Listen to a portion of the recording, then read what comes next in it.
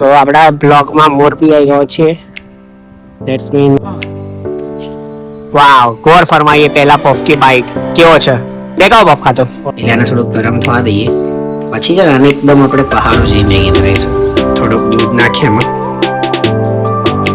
જો 9:9 અમે પાઉંભાજી બનાવી રહ્યા છીએ. તો લોંગ રન નીકળી જશે, ફરી જેનો લીઓ લોભાઈ જશે.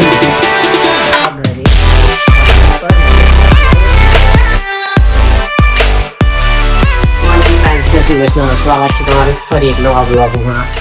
12:30 થયા છે. 12:30 થઈ ગયા છે. અમે ઉઠીને નહીં ધોઈને રેડી થઈ ગયા છે. મંદિર જઈએ હવે ચા નાસ્તો કરીને. એક મસ્ત સોયા મમ્મી શાક ટેણે ટેણે દિલ 2 જોડિયા રીંગણ. હવે આને મમ્મી મંદિરમાં મૂકી આવશે. એવું કહે છે કે શાકભાજીનો અલગ ના કરાય, તો હવે જઈને મંદિરમાં મૂકી આવશે. અમે ચા નાસ્તો કરી લીધી પછી જઈ મંદિર. આવી ગયા છે સવારમાં 1 વાગવા 1:45 બહુ ભણીને એ થઈ ગયા પોપટ થઈ. અલા બોલ તો ડીંગો. જો મોરો મંદિર આવ્યો તો અહીંયા મહાદેવે 1:30 વાગ્યાના આસપાસ. અહીંયા મને મોર દેખાયો. ખુદીને અંદર ગયો ફરી ટ્રાય કર્યો, દેખાય ને તો બહુ ફાસ્ટ ભાગે છે મોર. તો આપણા બ્લોગમાં મોર બી આવી ગયો છે. ધેટ્સ મીન ગાઈસ અમે સ્નૂકર શોધી ચાલી થાકી ગયા ને. દુકાને ના ખોલી, દુકાન નથી ખોલી રહ્યા એટલે કેવલ નહીં હોય. તો અમે હવે પફ ખાવા આવ્યા છીએ. તો પફ ભાઈ બનાવી રહ્યા છે. આ ભાઈ અમારું પાન કાર્ડ નું કામ કરેલું ભાઈ કહી દો.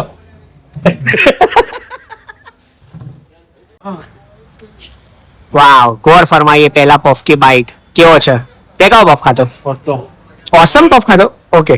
એને મલાઈ ચીઝ ખાધો. અમે કહી છે ચીઝ સેવ ગાર્લિક પફ અને આ મલાઈ સિંગ ખાઈએ. સિંગ જેવો છો જો ચીઝ. આ ચીઝ જ છે, આ સિંગલ. Good evening.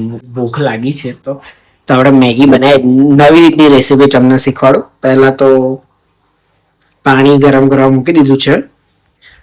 પાણી ગરમ થઈ જાય, થોડું ગરમ થવા દઈએ એટલે આમાં મસાલો આપણે નાખી દઈએ. પહેલા મસાલો નાખો, પાણી પછી મેગી,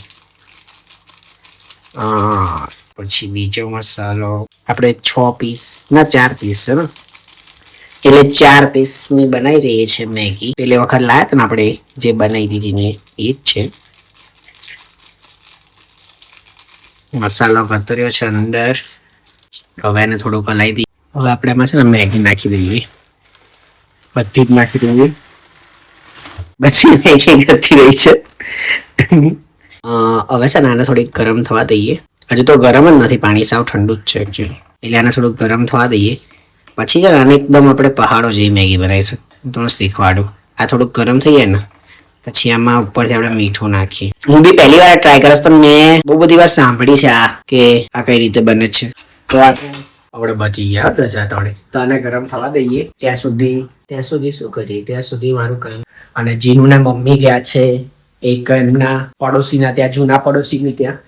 તો ત્યાંથી આવશે લોકો, તૈયારી જ છે. તો લે જઈએ શું ચાલે છે, કેવી મસ્ત મેગી બનશે. હજુ તો વાર લાગશે 5-10 મિનિટ. એકચ્યુઅલી મેગી બનાવે મેગી બરાબર 2 મિનિટમાં થઈ જશે. 2 મિનિટમાં તો સારું પેલું પડી કોઈ ગરમ નહીં થતું. એ લોકો કે 2 મિનિટમાં દોરા દિવસે આ લોકો બનાવતા. આપણે 2 મિનિટમાં મેગી તૈયાર એવું કઈ છે જ નહીં કે 2 મિનિટમાં તૈયાર થતી હોય. થોડુંક કામ બી ચાલુ છે. અને કઈ આ તો કઈ બહાર નહીં, બાઇક બી સ્ટીલ એવું ને એવું પડી રહ્યા. તો કશું બી નથી. પાછો વરસાદ એક જ દિવસ 2 દિવસ પડીને બંધ થઈ ગયો છે. એટલે ગરમી સખત છે. આજે મેગીની રેસીપી જોવા તમે, બહુ મસ્ત શીખવાડું તમને, મજા આવશે. નવી તમે પણ ટ્રાય કરજો પછી આ રેસીપી. હજુ તો ગરમ થઈ રહ્યું છે. 0 પ્રોગ્રેસ. ગેસ ચાલુ છે ને એકદમ ફાસ્ટ. મને છે ને લાઇટરથી ગેસ સળગાવતા જ નહીં આવતો એકચ્યુઅલી. એટલે કોક હોય ને તો જો સળગાવ, પણ અત્યારે કોઈ નથી તો એ સળગાવ પણ ભડકો થઈ જતો. આપણે થોડો હવે થવા દઈએ આને. ખાસી એ થઈ ગઈ છે. હવે આમાં છે ને થોડુંક ઉપરથી આપણે મીઠું નાખી દઈશું. આ નાખી દીધું પછી છે ને આમાં છે ને એક આદુ લીંબુ લસણનો પેસ્ટ પણ નખાય. થોડી હળદર ઉપરથી, પછી સહેજ લાલ મરચું અને થોડુંક શેક કરી લઈએ એટલે બરાબર મસાલો બી મિક્સ થઈ જાય. એકદમ સૂપી બનશે, મજા આવશે. ગરમી લાગે રસોડા. નવી સ્ટાઇલની મેગી, પહાડો કી મેગી એટ અમદાવાદ બની રહી છે. એકચ્યુઅલી હું બગાડું છું બી બહુ એક મેગી બનાવને, તમે જોશો બસ ને. અને થોડીક ઉકળવા દઈએ એટલે પાણી થોડુંક ઉડી જાય, ફાસ કરી દઈએ એટલે થોડુંક પાણી ગરમ થાય. પાણી ગરમ થાય ને વરાળ બની ઉડી જાય એટલે પાણીની ક્વોન્ટિટી ઓછી થાય. પછી આદુ લીંબુ તો આપણી જોડે ના, આદુ લીંબુ ક્યાં યાર, શું કહેવાય એને? આદુ અને લસણ. આદુ લસણ નો પેસ્ટ તો આપણી જોડે છે નહીં. આદુ છે પણ કોણ મહેનત કરે એનો પેસ્ટ બનાવવાની? જોઈએ ફ્રીજમાં છે. ફ્રીજમાં બી દેખાઈ તો નથી રહ્યો. આઈ ડોન્ટ થિંક કે હશે. નથી. એક બીજી વસ્તુ જોશે. બહુ જોઈએ. હા, I want butter and butter is here. જવા કરવા બટર ને કેવું સ્ટોર કરી ચાલો કોઈ ફ્રીજમાં મૂક્યું છે ફૂલ સેફટી, એટલે કઈ પગને મારે તો ચક્કર આવી અસલી વધારે અમૂલ બટર. જવા પાણી ઉડવા મળ્યું છે અને પાણી થોડુંક વધારે રાખવાનું એટલે શું કહેવાય, ચોટી ના જાય. આમાં કઈ વેજીટેબલ્સ નાખવાની જરૂર નહીં, આમ તો નાખવા તો સારું. તમને મેગી બીજી પાસે છે તો જોયું તમે, પસીનો ટપકો પડ્યું. હવે શું કરીએ? હવે છે ને એમાં છે ને થોડુંક દૂધ લઈશું. તો ચાલો દૂધ મારા ઘરે ભેંસનું ને ગાયનું ખબર નહીં કયું છે, આપણે આ લઈએ. થોડુંક દૂધ નાખીએ એમાં. અતરંગી લાગે ને પણ એકદમ જાડી થશે. દૂધ મૂકી દે ને કે ફાટી જશે. ગરમી પ્રમાણે દૂધ નાખ્યું છે. હવે એને થોડું ગરમ કરીશું. ઉપરથી થોડુંક બટર નાખી. બટર તો જો થયું છે એકદમ ચક્કા જેવું, લાકડા જેવું. બટર નાખી દીધું છે. હવે આને કઈ જ કરવા દેવા નથી. થોડુંક એને ફરી એ થવા દેવાની છે. શું કે મીન્સ કે ગરમ થોડીક. પછી જે આનું એ થાય ને એકદમ ખતરનાક લેવલનો જાડો રસ મારી, બિલકુલ લીલ લદ્દાખવાની મેગી. અને ખાલી થોડુંક શીકા દેવાનું છે.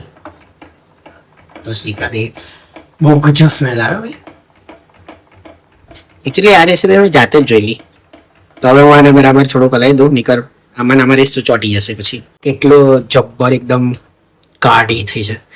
તો તમે બી ટ્રાય કરો, બહુ જ મસ્ત લાગે. મેં ટેસ્ટ કર્યો, સુપર લાગે છે. આના કોઈ ચીલી ફ્લેક્સ બી નાખો ને તો બી મસ્ત લાગશે. તો હવે હું બી ખાઈ લઉં ફાસ્ટ કરો. એકદમ જો ચાડી છે. મસાલાનો ટેસ્ટ આવશે. અને મેગી મસાલો નહીં નાખ્યો, ખાલી જે અંદર તો નહીં જ. હવે શું નાખ્યું? દૂધ નાખીને બનાવી. ક્રીમી લાગે છે. દૂધ નાખીને મેગી બનાવી. મમ્મી દૂધ નાખીને મેગી બનાવી. ગજબ આ રહી ને, બહુ બધું છે. બધી બનાવી દીધી મેં. તું બી ચેક કરજો, આ જ મસ્ત લાગે છે. તો હેલો ગાઈસ, આજે નારાયણ તરીકે હું બ્લોગ કરી રહી છું. મમ્મી શું બનાવે છે? પાવભાજી. કેમ પાવભાજી બનાવો છો તમે? પાવભાજી હે ને? કેટલી વાર લાગશે? કેટલી પણ આશરે કેટલી વાર? કલાક? કલાકમાં તો મને બહુ ભૂખ લાગી જશે. તો ટામેટું સમારી રહ્યા છે. પછી બીજું શું હોય? ટામેટું હોય, ડુંગળી હોય, બટાકા હોય, પાવભાજી બટાકા હોય, વટાણા, ફુલાવર.